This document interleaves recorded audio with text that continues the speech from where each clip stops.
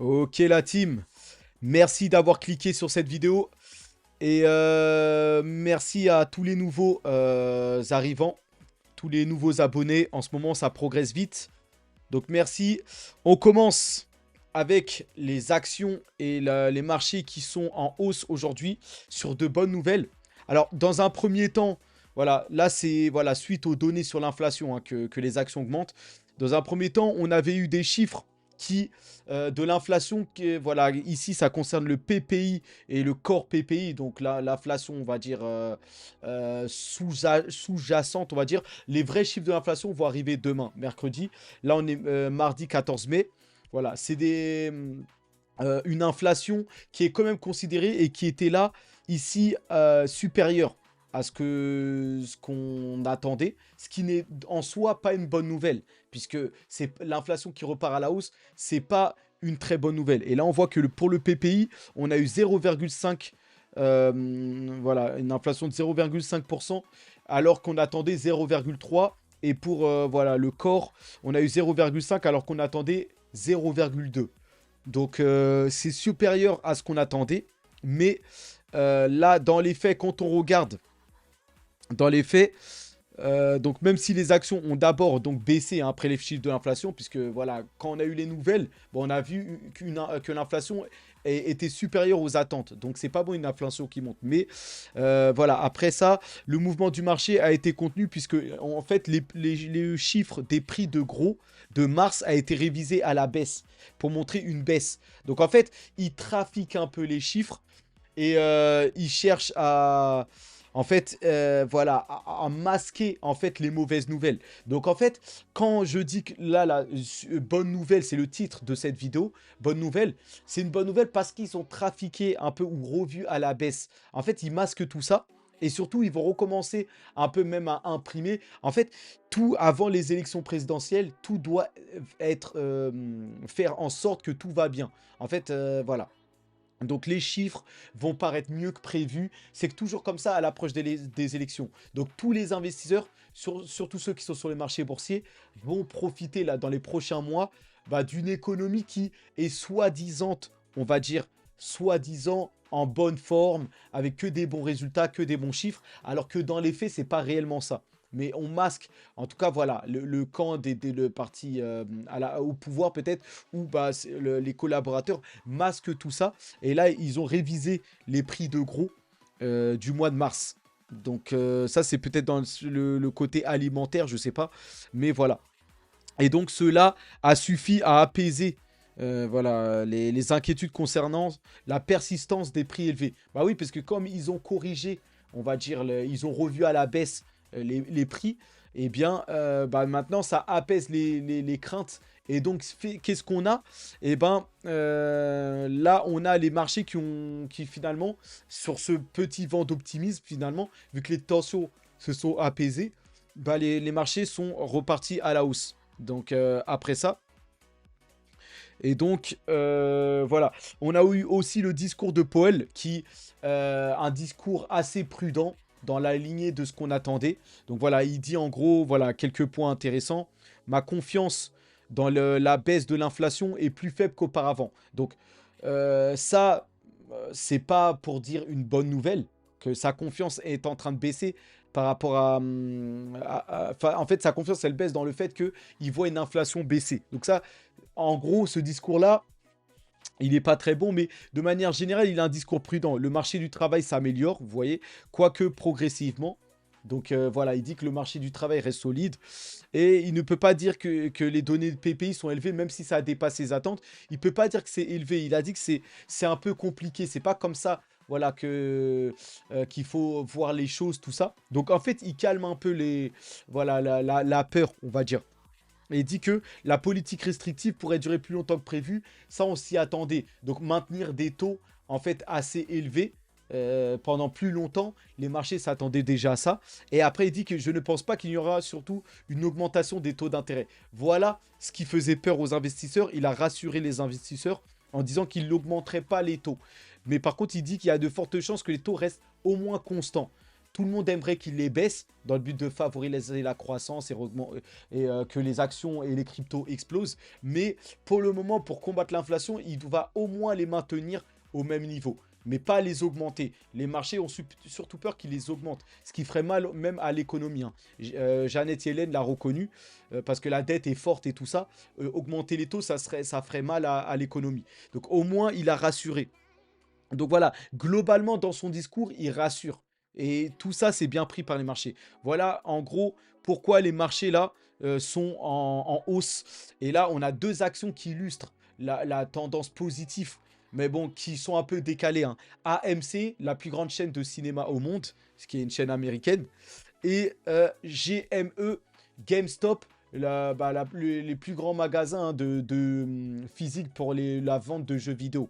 GameStop. On a l'équivalent en France, Micromania, enfin voilà, on a des choses. Mais voilà, ces deux gigantesques institutions sont devenues des entreprises ou des actions qu'on va appeler mèmes, comme des blagues ou même coins. Parce qu'en fait, si vous voulez, et AMC, la chaîne de cinéma là, et GameStop, les magasins de jeux, en fait, c'est deux entreprises qui commencent à être dépassées par l'air du temps, qui commencent, on va dire, à être périmées un peu, enfin limite, enfin voilà, le business model ne fonctionne plus trop. Et c'est des actions en fait qui devraient chuter à l'heure actuelle, parce que les gens se désintéressent de plus en plus de leur business model, d'acheter des jeux vidéo en magasin ou bien d'aller au cinéma ou des choses comme ça. Parce qu'il y a Netflix qui remplace un peu AMC, enfin voilà. Et en tout cas, là, c'est deux actions qui ont fait une sorte de x20, x30 dans les 2 jours là. Plus 139% pour AMC, plus 133% pour GameStop. Là, dans les 2 derniers jours là.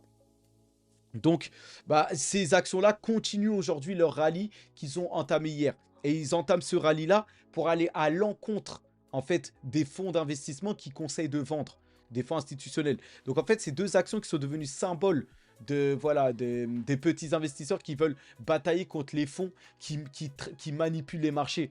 En fait, en plaçant des trades et ensuite en nous disant quoi faire. Et comme ça, ils s'en mettent plein les poches. Donc voilà, GameStop et AMC qui progressent encore dans l'élan positif des marchés là.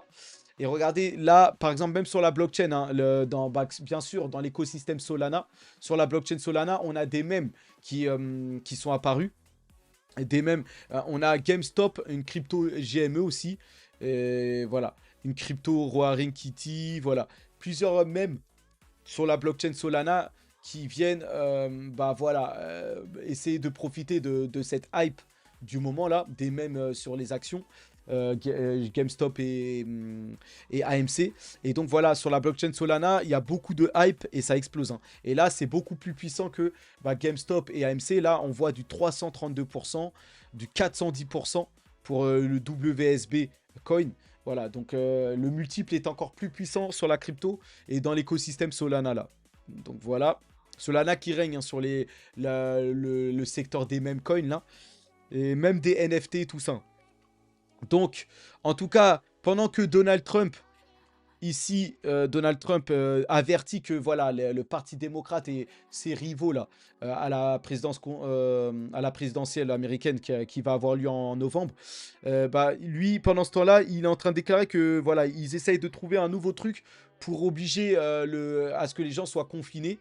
Et voilà, pour voler les élections. Donc là, il dit que ils veulent essayer de ramener à nouveau la grippe aviaire, voilà, ils vont essayer d'utiliser ce motif comme étant le nouveau Covid, on va dire la nouvelle grippe aviaire là. Et voilà. Et en tout cas, Trump prévient qu'ils ne se conformeront pas à un nouveau confinement, voilà, qui pourrait entraîner de la tricherie, des choses comme ça. Donc, voilà. Il prévient que le camp démocrate va essayer de tricher. Mais par contre, ce qui nous intéresse, c'est que Trump serait la célébrité qui détiendrait le plus de crypto-monnaies, avec près de 7 millions de dollars d'actifs selon Arkham. Donc ça, c'est très intéressant ici. En effet, parmi les célébrités sur X, avec plus d'1 million de followers, donc là, ça fait partie des célébrités, l'ancien président américain serait suivi de Justin Bieber, qui détiendrait, quant à lui, près de 450 000 dollars d'actifs. dont plus de 146 000 ETH. Goku a corrigé, hein. Il a dit plutôt 146 ETH, et c'est déjà pas mal. 146 ETH, ce qui vaudrait justement 146 ETH, 450 000 peut-être, voilà, à peu près, parce que 146 000 là ça ferait trop, donc il a corrigé ça. Donc voilà, deuxième Justin Bieber après Donald Trump. Ensuite Jimmy Fallon avec 113 000 dollars d'actifs crypto, Neymar Junior, le footballeur Neymar, avec 56 000 dollars, et Kevin Hart, l'humoriste, Kevin Hart, l'acteur humoriste, avec 40 000 dollars d'actifs. Donc voilà, on a des célébrités qui possèdent des milliers de dollars d'actifs, voire millions, comme Donald Trump. Donc Donald Trump est celui qui possède, est la célébrité qui possède le plus de crypto. Et donc, il pourrait être le prochain président des États-Unis. Ce qui veut dire que finalement, on pourrait avoir un président pro-crypto finalement. Parce que là, il revient, maintenant il a changé un peu de discours, maintenant il est un peu pro-crypto. Avant, il était pro-dollar. Maintenant, il a compris que le dollar, de toute façon, ça va vers la fin et que les cryptos, c'est parti pour rester. Donc, il a changé, il a adapté son discours. Mais c'est toujours mieux que Joe Biden, qui lui n'est pas trop pro-crypto, tout ça. Et d'ailleurs, ici, là, vous voyez le milliardaire Mark Cuban, ici, là, qui dit que il affirme que la position anti-crypto pourrait coûter la présidence à Biden. Donc voilà, hein. Biden qui n'est pas très friand des cryptos, mais après, ça peut se comprendre au vu de son âge. Voilà, il a un peu,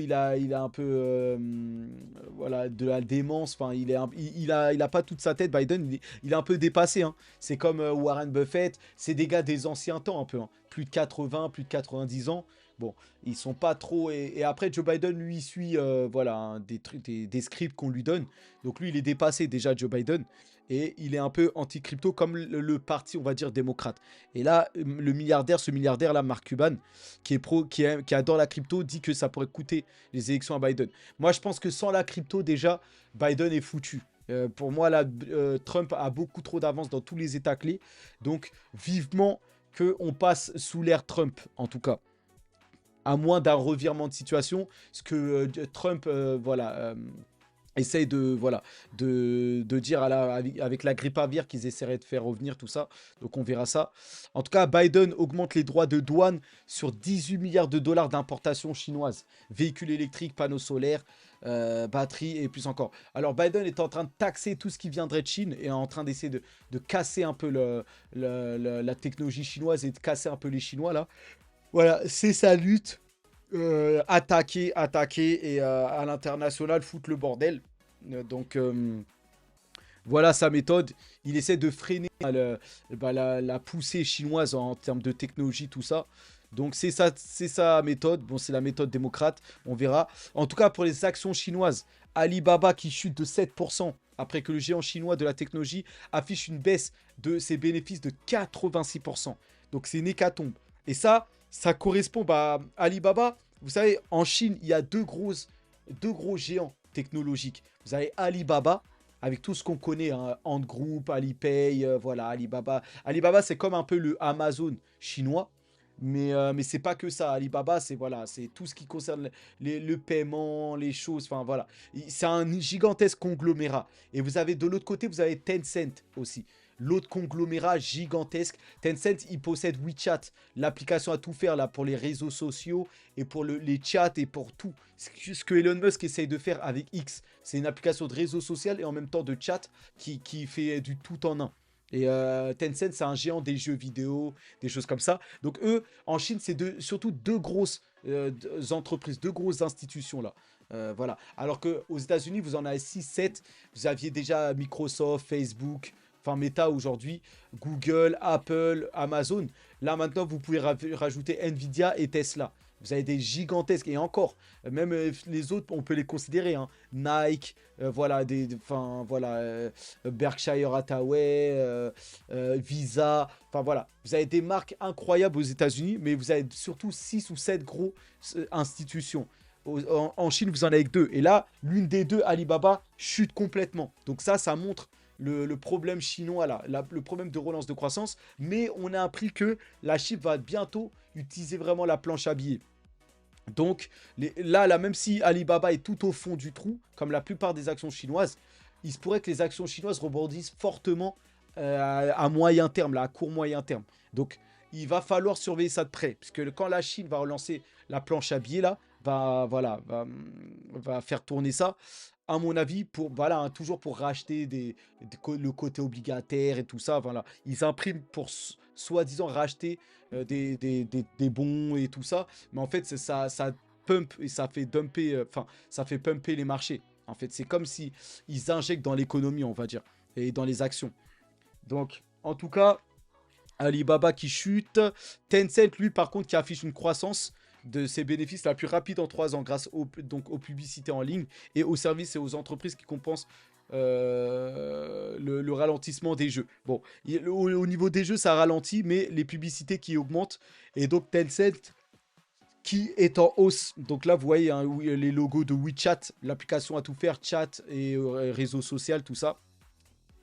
Donc voilà. Au Japon, Sony qui annonce une baisse de son bénéfice actuel, alors que les ventes de la PlayStation 5 manquent leurs objectifs. On est dans un changement d'époque. Hein. La PS5, ça se vend plus comme avant. Je pense que c'était plutôt de mon époque, on va dire. La génération, les millennials, là, 25-35 ans. Je pense que c'est plus de... Voilà, les jeunes, là, sont plus sur des jeux comme Minecraft ou des trucs comme ça. Mais n'achètent plus trop la Play 5, ne jouent plus trop à FIFA, très peu encore à Call of. Bon, ils attendent peut-être, on va dire, GTA. Mais sinon, les jeux vidéo sur la Play, ça a baissé, là, la Play, la Xbox, c'est plus comme avant, je trouve. Donc voilà, et bah ça a un coût pour son action. Et je sais pas. Peut-être c'est la fin de cette époque. Peut-être que bientôt on jouera au jeu sur la blockchain ou je sais pas. Mais les consoles de salon là, je sais pas si ça va durer encore longtemps. Parce qu'après, on aura les lunettes de réalité augmentée, virtuelle. On jouera directement avec nos casques de réalité augmentée, tout ça, et virtuelle. Donc je sais pas. Je sais pas ce que ça va devenir, mais je la sens mal pour Sony. Après, Sony, c'est pas que la console, mais la PlayStation, c'est quand même son produit phare. Après, Sony, il y a les télés, il y a plein de choses. Mais bon, on verra. On verra s'ils vont s'en sortir. Il va falloir qu'ils innovent, on va dire. Donc voilà, là, on passe aux actions maintenant européennes. Enfin, à l'Europe. On a couvert les États-Unis et l'Asie, tout ça. Maintenant, les actions européennes, bon, bah voilà, un progrès alors que les investisseurs digèrent les données sur l'inflation américaine. Voilà. En gros, l'Europe monte parce que, voilà, les résultats américains qui ont fait augmenter les actions américaines, et bah l'Europe qui suit. L'Europe, en fait, qui est suspendue à ce qui se passe aux États-Unis. Donc voilà l'Europe qui est vassalisée un peu par les États-Unis, que ce soit en matière politique. Voilà, l'Europe est contrôlée hein, par les États-Unis, tout ça. Certains diront complotiste, tout ça, mais bon. En tout cas, voilà. Et là, même financièrement, on voit que l'Europe bah, suit un peu l'économie américaine. Donc, beaucoup de dépendance de l'Europe vers les États-Unis. On va passer aux crypto. Et la nouvelle du jour, le Wisconsin, on va dire, donc US. Donc là, c'est un État carrément américain. Et là, c'est le Wisconsin Investment Commission qui a acheté pour 99 millions de dollars d'ETF Bitcoin d'iShares. Donc là, c'est énorme. Hein. Donc le Wisconsin US, la Investment Commission, il s'agit d'une agence créée en 1951 pour gérer et investir les fonds pensions publics et autres fonds fiduciaires du Wisconsin, d'un État. C'est un État entier. Voilà. Et en fait, c'est une agence qui gérait ses fonds et qui investissait tout ça, les fonds de la population. Voilà. Et donc, le Wisconsin est le 16e plus grand État des États-Unis. Bon, 16e, c'est un peu loin, 16e place, mais c'est quand même un État entier qui s'expose au Bitcoin. Donc ça, c'est la nouvelle du jour.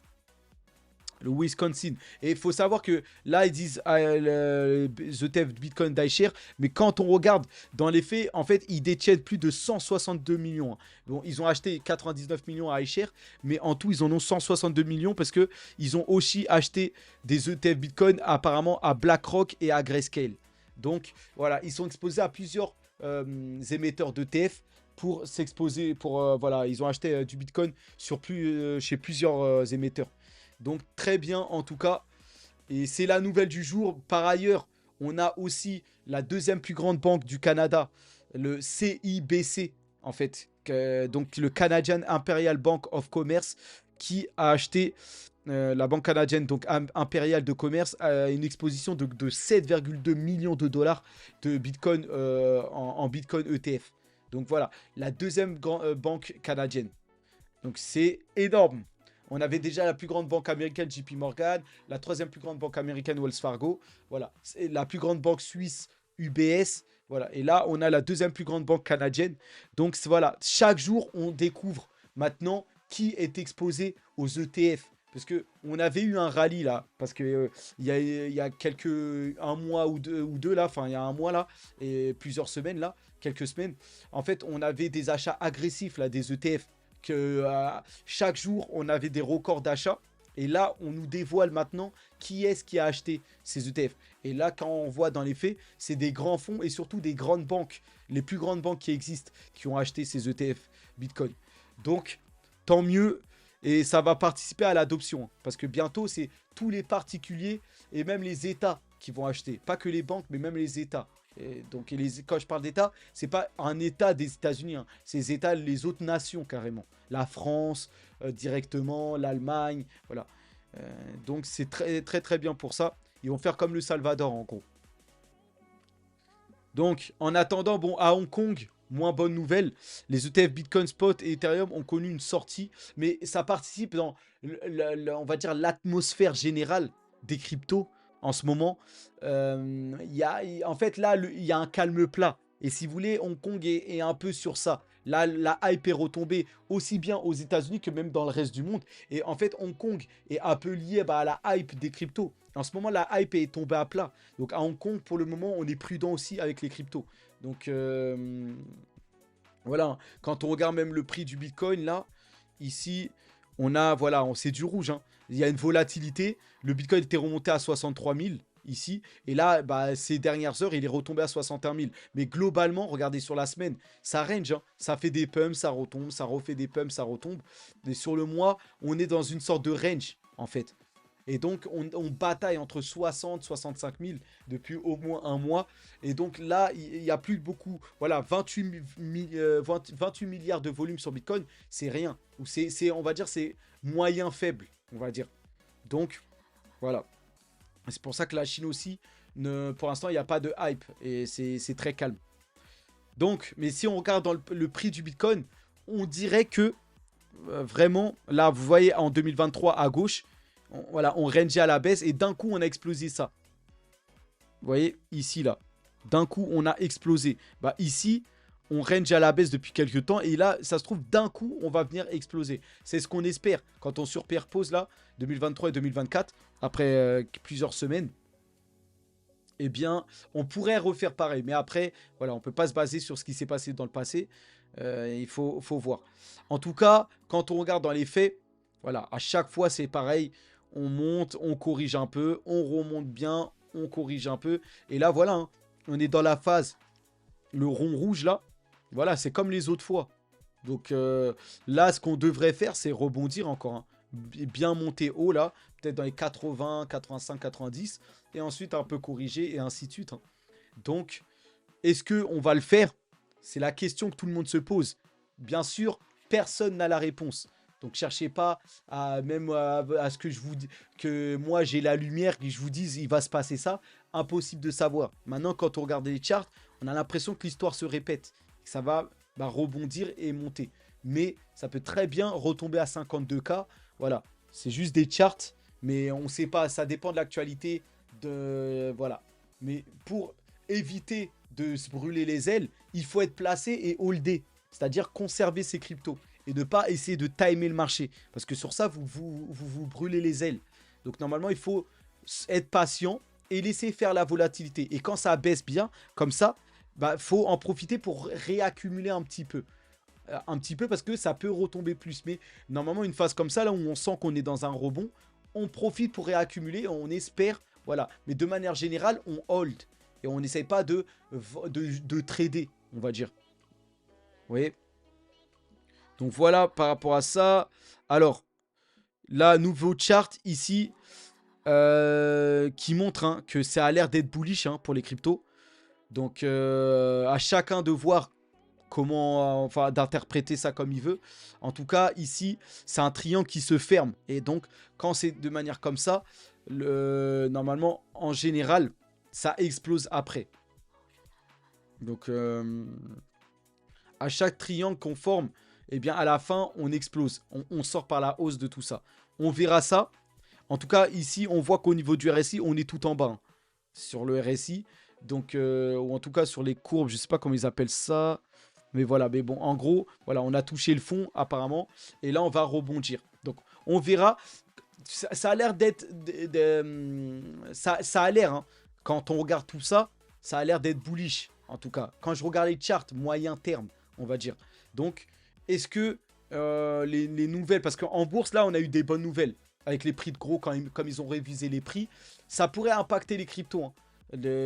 Toutes ces bonnes nouvelles. Aujourd'hui, les actions en bourse explosent là. Je parle pas d'AMC et GameStop là, qui eux sont à part parce que c'est des gens qui font exploser ça exprès pour contrer les fonds d'investissement. Mais là, les autres actions en bourse, aujourd'hui, la plupart, elles montent. Elles sont en hausse de plus 1, plus 2% pour la plupart.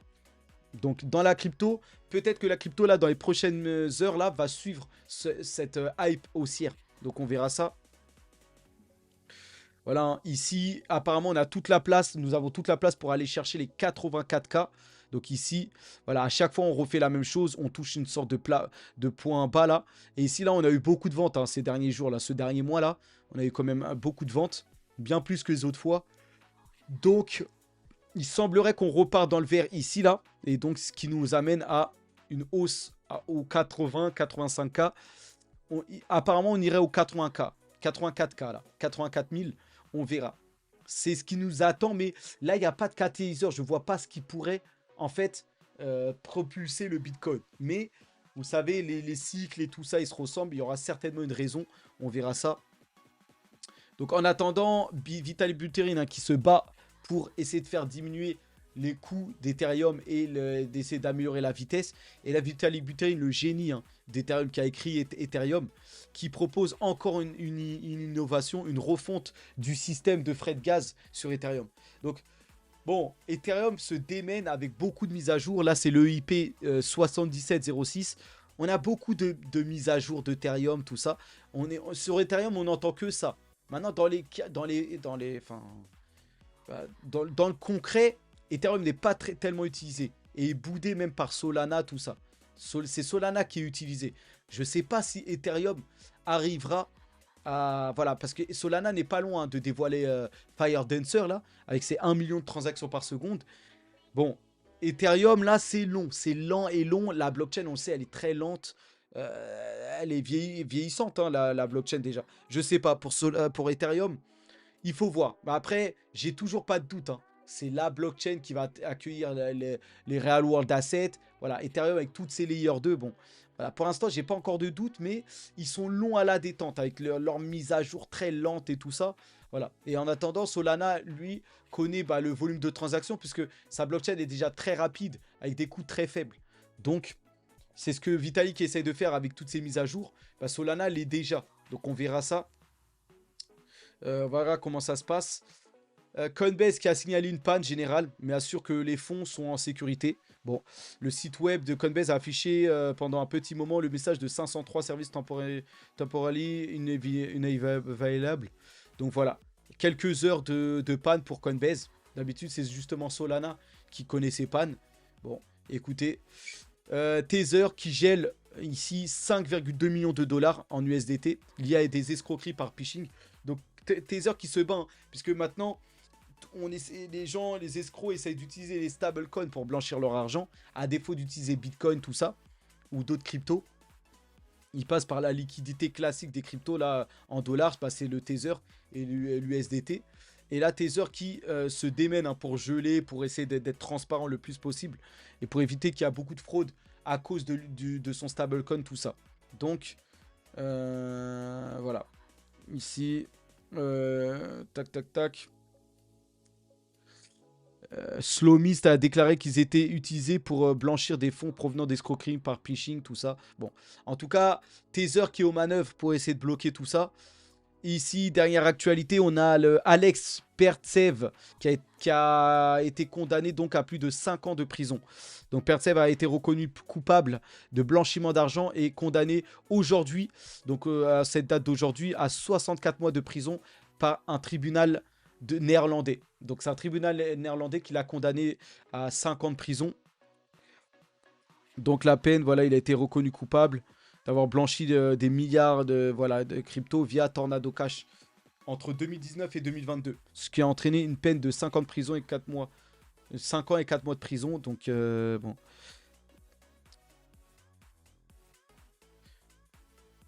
Tac, tac, tac. Voilà. Bon, voilà, c'est la dernière actualité. Et donc, voilà, on reste en contact pour d'autres actualités. Et voilà, hein. Si vous avez des questions, n'hésitez pas sur Telegram. Vous avez tous les liens dans la description. Et voilà. Donc on reste, on se tient au courant. Bonne soirée à tous. Et soyez patients, hein. Là, en ce moment, il y a de la turbulence sur les cryptos. Et même sur les actions. Et demain aussi, il y a des chiffres de l'inflation, hein. Demain, voilà. On a des discours de plusieurs membres de la Fed cette semaine. Donc... beaucoup de volatilité aujourd'hui, c'est reparti à la hausse, demain ça pourrait rebaisser. Donc ne vous exposez pas toujours à la volatilité au quotidien, essayez de sortir de ça et d'avoir une stratégie plutôt long terme en tout cas. Donc voilà, c'était tout pour cette vidéo, on se tient au courant pour d'autres vidéos, pour d'autres actualités dès demain. Allez, à plus.